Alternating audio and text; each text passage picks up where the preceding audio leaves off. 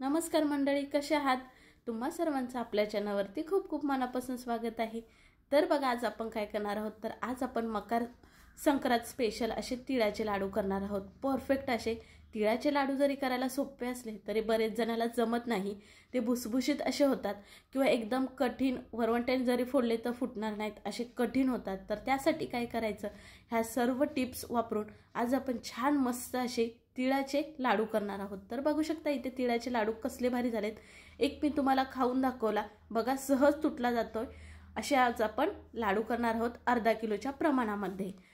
तर बघा, अर्धा किलो तिळाचे असे 1 किलो लाडू होतील असे आपण हे लाडू करणार आहोत। चला मग आजच्या रेसिपीला सुरुवात करूया वेळ न करता।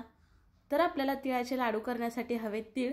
तर इथं बघा, माझे पॉलिशिड असे तीळ आहेत। तुम्हाला बिन पॉलिशचे जर तीळ भेटले तर चांगलेच आहेत। तर इथं मी हे अर्धा किलो घेतलेत, स्वच्छ असे साफ करून घेतलेत। ह्याच्या कधी कधी खर असते, त्याच्यामुळे हे नीट करून घ्यायचे। तर आता हे अर्धा किलो तीळ घेतलेले बाजूला ठेवूया आणि त्यासाठीच आपल्याला लागणार आहे तो म्हणजे गूळ। तर इथं मी गूळ अर्धा किलो घेतलाय आणि चिक्कीचा गूळ घेतलाय आणि हा ठेचून घेतलाय, त्याच्यामुळे नरम दिसतोय। आता बघा इथे तुम्हाला दिसतोय का? तर आता आपण हा बाजूला ठेवूयात। दुसरा कुठलाही गूळ वापरायचा नाही, नाहीतर आपले लाडू जसे पाहिजेत तसे होत नाहीत, भुसभुशीत होतात। चिक्कीचाच गूळ वापरायचा। तर इथे बघा, आता घेतलेत शेंगदाणे मी छान भाजून त्याच्यावरचे टरफाल काढून घेतलीत। आणि शेंगदाणे किती वापरायचे, जितकं खोबरं घेतलंय ना मी तितकं शेंगदाणे वापरणार आहे। म्हणजे साधारण 1 वाटी एवढं शेंगदाणे घेतलेले आहेत आणि 1 वाटी खोबरं घेतलेलं आहे। सुकं खोबरं मी 1 वाटी खिसून घेतले आणि 1 वाटी इतकं झालेलं आहे। काही जण खोबरं घालत नाहीत, पण खोबरं आवर्जून घालायचं, बघा लाडू किती छान लागतात आणि आपल्या लाडूची क्वांटिटी सुद्धा वाढते। तर आता तुम्ही घेतलेले शेंगदाणे ठेचून घेऊ शकता किंवा असे घातला तरी चालेल 2 भाग करून, पण तसे लाडू वळायला बाइंडिंग येत नाही, त्याच्यामुळे मिक्सरला भरड असे वाटून घ्यायचे। तर बघा इथे मी मिक्सरला कसे भरड असे वाटून घेतलेत, जेणेकरून आपण लाडू वळत असताना सहज लाडू वळता येतील असं, म्हणून असं भरड असं करायचं, म्हणजे जास्त बारीक नाही आणि जास्त मोठं नाही असं केलेलं आहे बघा। चला आता आपण गॅसकडे वळूया। आता आपली सगळी तयारी झालेली आहे। तर गॅसवरती मी एक पॅन ठेवलाय आणि आता आपण गॅस चालू करणार आहोत। पॅन गरम झाला तर आपल्याला सुरुवातीला तीळ भाजून घ्यायचे आहेत। जे घेतलेले तीळ आहेत ते आता आपण भाजून घेणार आहोत आणि तीळ चांगले भाजायचे। ह्याचा थोडासा कच्चापणा असतो किंवा थोडासा तिळाला पण तेलकट असा वास येत असतो, ते भाजल्याने निघून जातो आणि लाडू सुद्धा आपले खायला चवीला लागतात। त्याच्यामुळे तीळ हे चांगले भाजून घ्यायचे, चांगले उडतात बघा, तेव्हा समजायचं आपले तीळ हे चांगले भाजलेले आहेत। तर जरी आपण इथं तीळ अर्धा किलो जरी घेतले असते तरीही 1 किलोचे आपले लाडू असे प्रमाणामध्ये होतात, कारण आपण 1 वाटी शेंगदाणे घेतले तर 1 वाटी खिसलेलं खोबरं घेतलेलं आहे। त्यामुळे नक्की एकदा खोबरं टाका। खोबरं काही जण टाकत नसतील तर टाकून बघा, छान लागतात हे लाडू खायला दाताखाली खोबरं आल्यानंतर। तर बघा, तुम्हाला इथे कलर चेंज झालेला दिसतोय का आपल्या तीळचा? थोडासा लालसर असं झालाय, म्हणजे समजायचं आता आपलं हे तीळ छान भाजलेले आहेत। आता मी खाली एका ताटामध्ये काढून घेते। आता त्याच पॅनमध्ये आपल्याला खोबरं भाजून घ्यायचं आहे। तर खोबरं काही जण टाकत नसतील तर आवर्जून खोबरं टाका। खोबरं टाकल्याने लाडू खायला चवीला एकदम भारी असे लागतात, त्याच्यामुळे खोबरं नक्कीच टाका आणि आपले लाडू सुद्धा जास्त प्रमाणात होतात। तर खोबरं कितपत भाजायचं, जास्त काळपट असं खोबरं करायचं नाही, ह्याने लाडू सुद्धा आपले खायला कडवट लागतात आणि चवीला सुद्धा लागत नाही। तर बघा इथे हलका लालसर कलर आलेला दिसतोय का तुम्हाला? असं समजायचं आता आपलं हे सुकं खोबरं भाजलेलं आहे। आता आपण हे सुद्धा खाली काढून घेणार आहोत। तर आता त्याच पॅनमध्ये आपल्याला घालायचं आहे तो म्हणजे गूळ। जर तुम्हाला तूप वापरायचं असेल तर इथे 2 चमचे तूप वापरू शकता तुम्ही, ह्यानी फक्त शाईन येते, बाकी दुसरं काहीच नाही। तर बघा, चिक्कीचा मी गूळ घेतल्यामुळे असा झालेला आहे आणि तो ठेचल्यामुळे थोडासा असा वितळल्यासारखा झालाय, म्हणून तो तसा झालेला आहे। तर आता गूळ घातल्यानंतर काय करायचं, आपल्याला ह्याच्यामध्ये 2 चमचे इतकं पाणी घालायचं आहे, पाणी जास्त घालायचं नाही। आता आपल्याला हा गूळ वितळून घ्यायचा आहे। तर काय होतं, बरेच जणांचा पाक व्यवस्थित झाला ना तरच लाडू चांगले येतात, पण बरेच जण पाक व्यवस्थित करत नाहीत, त्याच्यामुळे ह्यांचे लाडू चुकतात। ते म्हणजे कसे, लाडू भुसभुशीत होतात। ते कशामुळे होतात, लाडूचा पाक जर चांगला आलाच नसेल आणि मग घाई केली तीळ टाकायला तर लाडू असे भुसभुशीत होतात आणि पाक जास्त येऊसपर्यंत बसलं, येऊन पुढे गेला, मग त्याच्यात तीळ टाकले तर लाडू ते कडक होतात, म्हणजे दाताने चावले तरी पण ते चावत नाहीत, इतके कडक होतात। त्याच्यामुळे पाक चांगला येणं महत्त्वाचं आहे। तर बघा, मी 2 मिनिटं इतकं नाही पाक आपला येऊसपर्यंत परतत राहिले। गॅस हा मध्यम आहे। तर पाक आलाय कसा चेक करायचा, तर बघा एका वाटीमध्ये मी पाणी घेतलंय आणि जो आपण पाक केला आहे ना तो वाटीमध्ये घातला आणि अशा प्रकारे बोटाने बघा तुम्हाला इथे दिसत असेल मी एकत्र केला.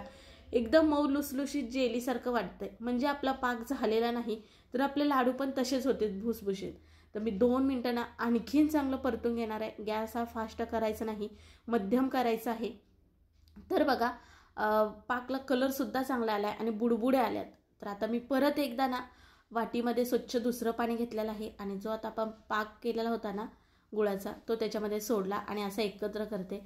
तर ह्याची गोळीसुद्धा सहज झाली आणि हे कडकसुद्धा झालं आहे. आता इथे बघू शकता तुम्ही, बघा कडक झालं का नाही म्हणजे समजायचं आपला हा पाक बरोबर झालेला आहे. तर बघा पाक हा समजणं खूप महत्त्वाचं आहे. पाक समजला तरच आपले लाडू चांगले होतील, नाहीतर लाडू असे कडक तरी होतात नाही तर भुसभुशीत असे होतात. तर पाक तर आलेलाच आहे. तर आता आपण बाकीचे ह्याच्यामध्ये जिन्नस घालूया. ते म्हणजे तीळ भाजून ठेवले होते ते घालून घेणार आहोत सुरुवातीला. नंतर आपण शेंगदाण्याचं कूट जे केलेलं होतं भरड ते घालून घेणार आहोत. त्याचबरोबर सुकं खोबरं घालणार आहोत. हे सगळे जिन्नस घालणार आहोत. गॅस हा कमीच आहे, सध्याला मी बंद केलेला नाही. नंतर ह्याच्यामध्ये वेलायची पावडर घालायची अर्धा चम्मच. ह्याने लाडू खूप चवीला भारी लागतात. आणि मी अर्धा चम्मच इतकं नंतर तूप टाकलेलं आहे जेणेकरून शाईन कलर चांगला येईल म्हणून. तुम्हाला नसतील टाकायचे तर नाही टाकलात तूप तरी चालेल. आता आपल्याला काय करायचं आहे, हे सगळं मिक्स करायचं आहे. गॅस कमी ठेवा नाहीतर बंद केला तरी चालेल. तर बघा आता आपण हे पटापटा असे मिक्स करत जाणार आहोत. जसं मिक्स करेल हे तसं घट्ट होणार आहे. तर बघू शकता असं मिक्स करत चालले. तर बघा इथे कसलं छान असं मिक्स झालं आहे. मी गॅस बंद केलेला आहे आणि बघू शकता तुम्ही एकदम मस्त असं मिक्स झालेलं आहे. आपल्याला काहीच करायचं नाही. आता मिक्स झाल्यानंतर आता आपण हा जो पॅन आहे ना तो खाली काढून घेणार आहोत आणि लाडू करायला घेणार आहोत. पण ही तर खूप महत्त्वाची गोष्ट म्हणजे शेवटी लाडू करायला येत नाहीत. त्याच्यासाठी काय करायचं, खाली ताट ठेवायचं, त्याच्यावरती हा पॅन ठेवायचा, मग लाडू करायला घ्यायचं. आणि लाडू करायला फॅन खाली वगैरे बसायला जायचं नाही. तर बघा मी हाताला थोडंसं तेल लावून घेतलं जेणेकरून पोळणार नाही हाताला म्हणून. आणि बघा लाडूला जितकं मिश्रण आपल्याला हवं ना त्या आकाराचं म्हणजे थोडंच 1 चम्मच ठेवलात तुम्ही तरी चालेल. पण मला हाताचा अंदाज आहे किती घ्यायचं, तर मी हातानेच असा गोळ्या इतकं घेतलेलं आहे आणि हातावर गोल गोल करून घेतलं. तर बघा सहज असा आपला तिळाचा लाडू होतो. तर लाडू करत असताना काय होतं बऱ्याच वेळेला शेवटला लाडू अजिबात करता येत नाहीत, कडक होतं. तर त्यासाठी काय करायचं, इथे मी ताट ठेवलं आहे, ह्याने ना गरम असंच राहतं. किंवा तुम्ही गरम पाणी घेऊन खाली ठेवलात त्याच्यावर पॅन ठेवलात असताना तरीही चालेल. पण त्याच्याऐवजी ताट ठेवलात आणि मस्त पटापटा लाडू वळायला घ्यायचे. तर बघा आता मी शेवटपर्यंत भरपूर असे लाडू केलेत आणि शेवटपर्यंत आले. तर खास तुम्हाला दाखवण्यासाठी इथे मी हा व्हिडिओ घेतला आहे शेवटचा. तर बघा शेवटचे माझे लाडू चालले आहेत तरी पण सहज वळता येतात. कारण का तर खाली ताट ठेवल्यामुळे ना आपण त्या पॅनला थंडावा लागत नाही, खाली गरम असंच आपलं हे मिश्रण राहिलेलं आहे. त्यामुळे शेवटपर्यंत हे लाडू आपले सहज करायला येतात. पण जर तुमचे जास्त प्रमाणात ह्याच्यापेक्षा लाडू असतील तर काय करा, शेवटला जर येईना तर हाच पॅन गॅसवरती ठेवायचा, बारीक गॅसवरती. फक्त एखादा अर्धा मिनिट थोडासा गूळ वितळला जातो, मग लाडू सहज असे करता येतात. पण ही सांगितलेली ट्रिक नक्की तुम्ही लक्षात घ्या. बघा किती छान आहे. खाली ताट ठेवल्यामुळे शेवटचा सुद्धा मी लाडू तुम्हाला करून दाखवला. अगदी सहज असा वळलेला आहे लाडू बघा. आणि खाल्लं जे ताट आहे ना ते सुद्धा अगदी गरम आहे अजून. ह्याला कुठेच वाफ बाहेर न गेल्यामुळे हे लाडू सहज करायला येतात. तर बघा इथे सगळे लाडू करून झालेले आहेत आणि मी चमचा वगैरे अजिबात घेतलेला नव्हता एकसारख्या आकारात येण्यासाठी. तरी मी हाताच्या अंदावर सगळे लाडू हे एकसारखे केलेले आहेत, गोल गरगरीत तुम्ही बघू शकता. आणि बघा कसले लाडू झालेत, एकदम मस्त असे चवदार झालेले आहेत. याच्यात शेंगदाण्याचं कूट आहे, सुकं खोबरं आहे, वेलची पावडर आहे, त्याच्यामुळे चवीला इतके भारी लागतात ना, खूप भारी लागतात. आणि बघा सगळे गोलगरीत झालेत. काही जणांना असे लाडू व्यवस्थित बांधायला येत नाहीत, ओबडधोबड असे होतात. तर असं काहीच झालेलं नाही. आता हा व्हिडिओ पाहिल्यानंतर तुम्ही सुद्धा परफेक्ट असेच लाडू कराल. तर ह्या अर्धा किलो तीळमध्ये जवळजवळ 100 ते 110 इतके आपले हे लाडू झालेले आहेत. आणि तिथं सांगितलेल्या सगळ्या टिप्स लक्षात घ्या, म्हणजे अजिबात तुमचे सुद्धा लाडू कधीच बिघडणार नाही, कडक होणार नाहीत किंवा भुसभुशीत होणार नाहीत. परफेक्ट असेच होणार लाडू. मग आजची रेसिपी कशी वाटली, आवडली ना तर आपल्या चॅनलला जरूर सबस्क्राईब करा.